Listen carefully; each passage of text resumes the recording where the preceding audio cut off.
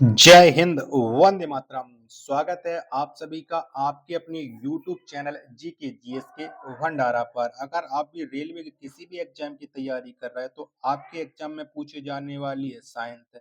तो साइंस के अति महत्वपूर्ण प्रश्नों का एक और प्रैक्टिस सेट लेकर के आ चुका हूं जो आपके एग्जाम के लिए सबसे ज्यादा महत्वपूर्ण है। तो आज की इस वीडियो को आपको शुरू से लेकर के एंड तक फुल वॉच करना है और कमेंट बॉक्स में आपको अपना स्कोर बताना है कि आपने कितने प्रश्न सही किए और ये वीडियो आपको कैसी लगी। अगर आप सिलेक्शन लेना चाहते हो तो मैं जितने भी साइंस के प्रैक्टिस सेट कर रहा हूँ सारे प्रैक्टिस सेट आप लोग कंप्लीट कर लेना।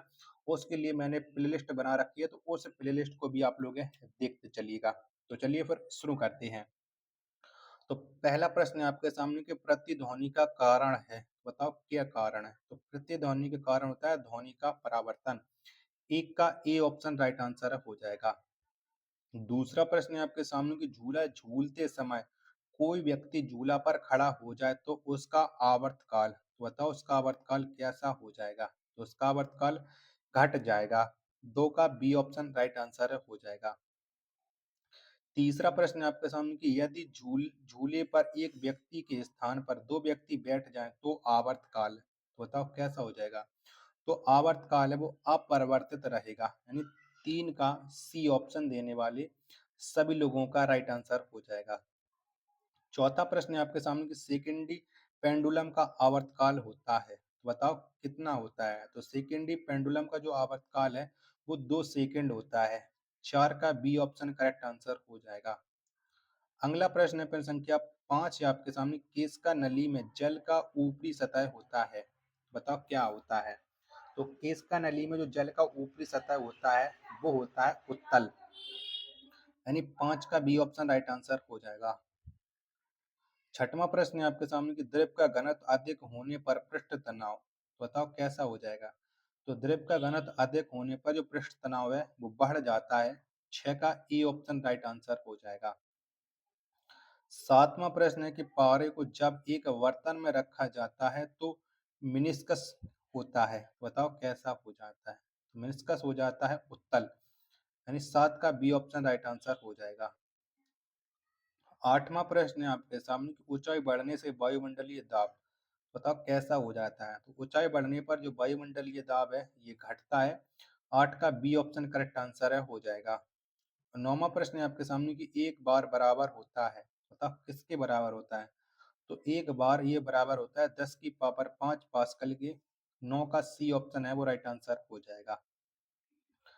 10वां प्रश्न है आपके सामने, किसी वस्तु का भार अधिकतम होता है, तो बताओ किसमें अधिकतम होता है।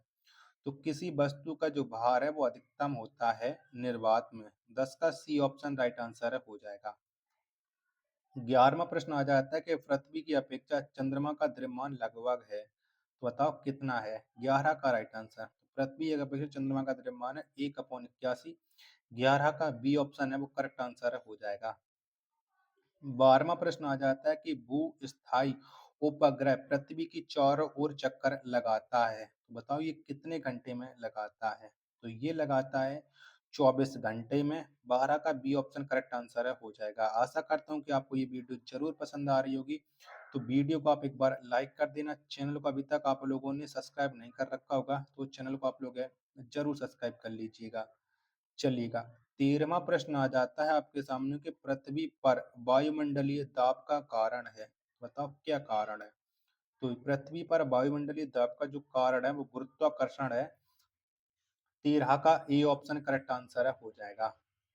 अगला प्रश्न है प्रश्न संख्या 14, पृथ्वी का पलायन वेग है, बताओ कितना है। तो पृथ्वी का जो पलायन वेग है वो 11.2 किलोमीटर पर सेकंड है, यानी 14 का बी ऑप्शन राइट आंसर हो जाएगा। 15वां प्रश्न है आपके सामने कि जब कोई वस्तु ऊपर से गिराई जाती है तो उसका भार होता है, तो बताओ उसका भार कैसा हो जाता है। तो जब कोई वस्तु ऊपर से गिराई जाती है तो उसका भार है वो परिवर्तनशील होता है। 15 का ए ऑप्शन राइट आंसर है हो जाएगा। 16वां प्रश्न है, ग्रहों की गति के नियम को किसने प्रतिपादित किया था। तो ग्रहों की गति को जो नियम को प्रतिपादित किया था वो केपलर ने किया था। 16 का बी ऑप्शन है वो राइट आंसर हो जाएगा। 17वां प्रश्न है आपके सामने कि एक जेट इंजन किस सिद्धांत पर कार्य करता है। तो जो एक जेट इंजन है वो रेखीय संवेग संरक्षण के सिद्धांत पर कार्य करता है। 17 का डी ऑप्शन है वो राइट आंसर हो जाएगा। अगला प्रश्न है, प्रश्न संख्या 18 है कि एक गेंद को क्षैतिज से कितने कोण पर फेंकने पर अधिकतम क्षैतिज दूरी तय कर सकेगी? तो ये कितने डिग्री पर फेंकने पर? तो ये हो जाएगा 45 डिग्री। 18 का सी ऑप्शन है वो राइट आंसर हो जाएगा। 19वां प्रश्न है आपके सामने कि वायुमंडल में बादलों के तैरने का कारण है। तो क्या कारण है? तो वायुमंडल में बादलों के जो तैरने का कारण है वो घनत्व है। 19 का डी ऑप्शन करेक्ट आंसर है हो जाएगा। 20वां प्रश्न है आपके सामने कि गैस के अणुओं की गतिज ऊर्जा किस ताप पर शून्य होती है? तो किस ताप पर ये शून्य हो जाती है? 20 का आंसर आपको देना है। तो ये हो जाती है माइनस के 273 डिग्री सेल्सियस पर। 20 का बी ऑप्शन करेक्ट आंसर हो जाएगा। 21वां प्रश्न है आपके सामने कि पारे का तापमापी किस ताप पर प्रयुक्त हो सकता है? तो बताओ किस पर प्रयुक्त हो सकता है? 21 का आंसर तो ये 376 डिग्री सेल्सियस पर हो सकता है।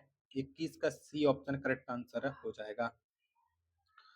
22वां प्रश्न कि प्रिज्म द्वारा किस रंग का विचलन अधिकतम होता है? बताओ कौन से रंग का होता है? तो ये होता है बैगनी रंग का अधिकतम होता है। 22 का ई ऑप्शन करेक्ट आंसर हो जाएगा। 23वां प्रश्न है किसी गैस में उत्पन्न ध्वनि तरंग सदैव होती है। बताओ कैसी होती है? तो किसी गैस में उत्पन्न ध्वनि तरंग ये सदैव होती है अनुदैर्ध्य। 23 का ए ऑप्शन राइट आंसर हो जाएगा। 24वां प्रश्न है आपके सामने कि किसी स्थान पर पृथ्वी के चुंबकीय क्षेत्र के क्षैतिज व ऊर्ध्वाधर घटक बराबर हैं तो उस स्थान पर नति कोण कितना होगा? तो ये आपको नति कोण बताना है।